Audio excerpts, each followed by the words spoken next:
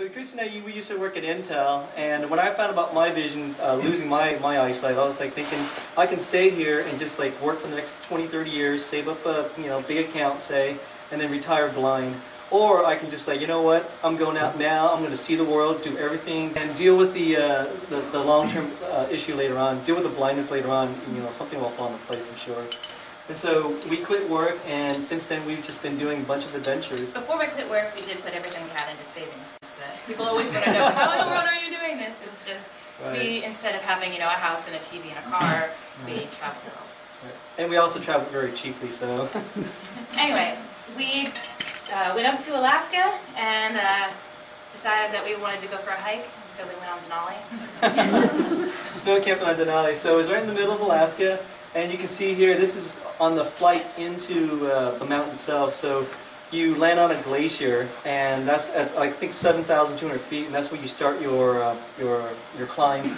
So for those of you who don't know, Denali is the biggest mountain in North America, and it's really, really, really far north, and so it's really, really, really, really cold.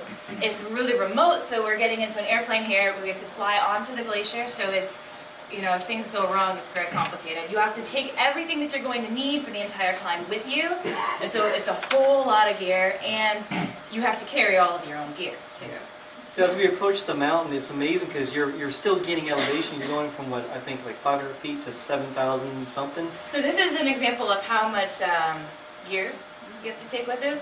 So what did we have? We had about maybe, what, 110 pounds per person? 120, 125, yeah. Okay, we had a lot. And you try to put as much as you can onto the sled as opposed to onto your back, but then of course you have to pull the sled. And one thing that's nice about Denali is that you have to carry your own gear. You don't have Sherpas, you don't have anybody else to do it, so you have to call that nice. you pull all your own stuff. And on this trip right here, it was just me and Christi, so we were the two blind mice on the mountain. So, when you're kind of like pulling the sled along, we're following behind another team in front of us there. We're going to I think the 11,000 foot camp. And luckily today, this one was on a nice, clear, sunny day. It's a beautiful day. That's not typical. Right. So it's amazing because you can walk and just look around and see all the beautiful mountains and stuff, and it'll stay there for like 10 hours. All right. A lot of people think that mountaineering is so tough, and it really is. But I tell you what, there are its perks. I am very cozy in a -15 Fahrenheit down bag, which is stuffed inside a -40 synthetic, on top of two mats. 2 sleeping mats. The hardest part of the day is getting out of bed in the morning. Because outside it's probably about -20 or -30 Fahrenheit, and that's how cold Denali gets. It is freezing. It's cozy in there. But inside here, it's pretty. She's smiling. There's not a lot of showers on Denali. There are no showers, so this is after a while you start looking a little bit ratty. So this is one of my happier moments. And this is probably like day 10. This is actually, I think, day 7 of 11 days of being snowed in, and he's still smiling. That's another thing. We do a lot of these kind of activities where you are very close, and there is no escaping, and you're stuck there with nothing to do. Because on this, know each other well. During this time here, we were snowed in because it was a blizzard for like 7 or 8 days. It just came and just dropped. I mean, like 3 feet of snow every hour. It was had to go out and shovel it off, and go back in, make some hot chocolate. Go out, shovel more off, come back in, make more hot chocolate. So, yeah. Okay.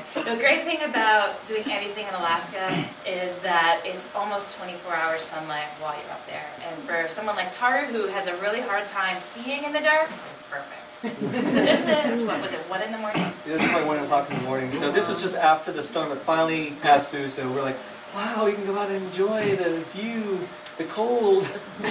Yeah, this is Windy Corner. Yeah. Yep. So you can see it's awesome. Terrifying and awesome at the same time. It's really beautiful.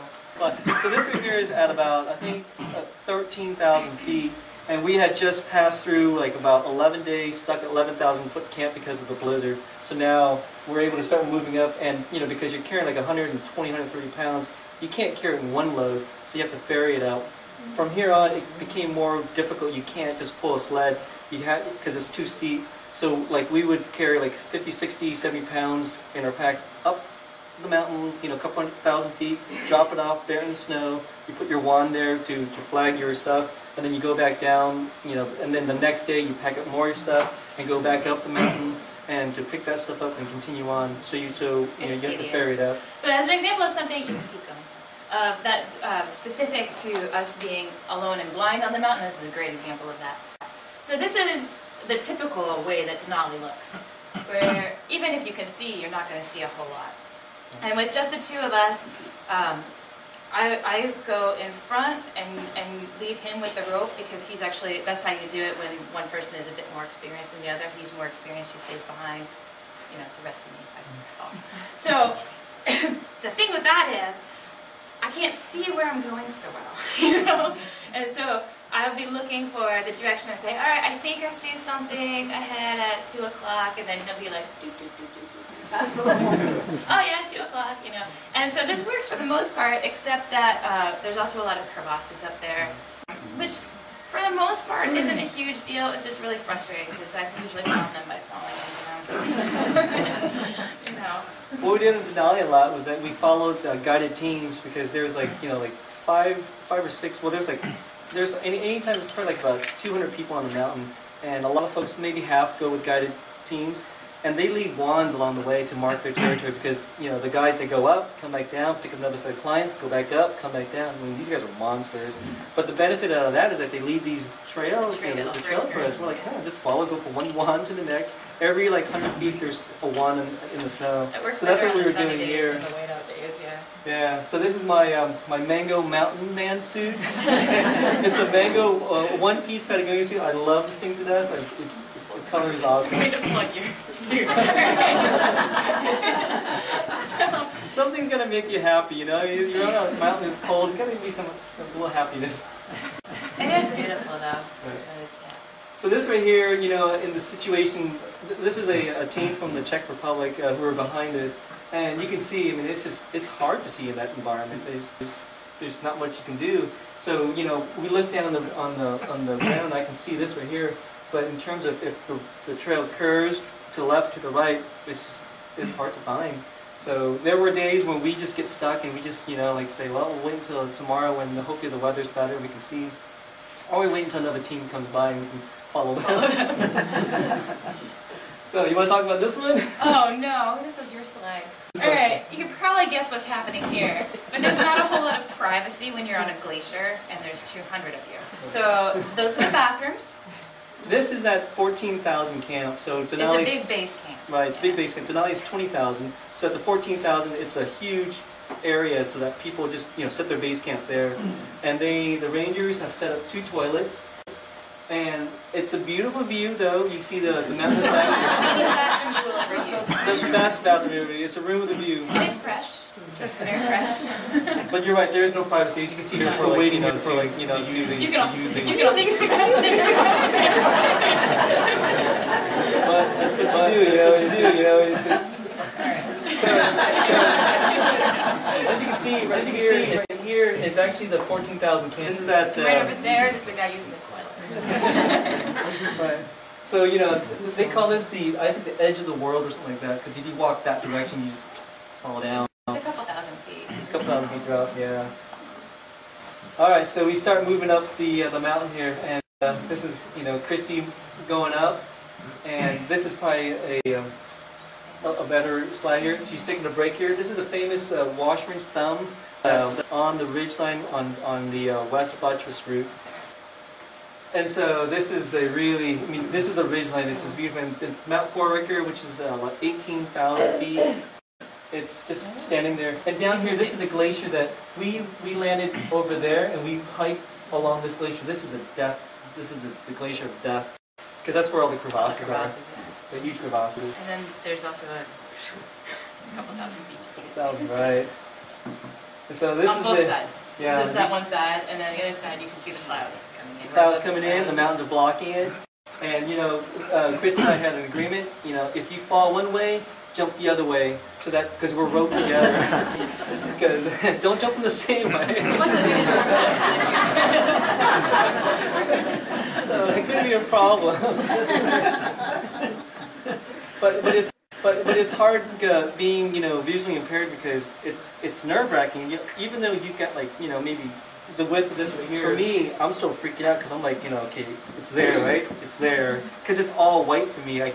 The glare issue comes in and it's like super all white, and so it's you don't definitely want to go and step off the side. So Denali's 20,000 feet. The highest camp's at 17,000 feet, and it's about another 500-600 feet from here, like elevation-wise.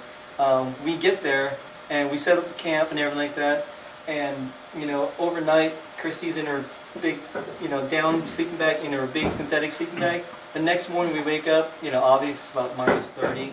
It's windy outside, and she's like, Wake up. We don't really fall asleep at 17,000 feet. Yeah, that's true.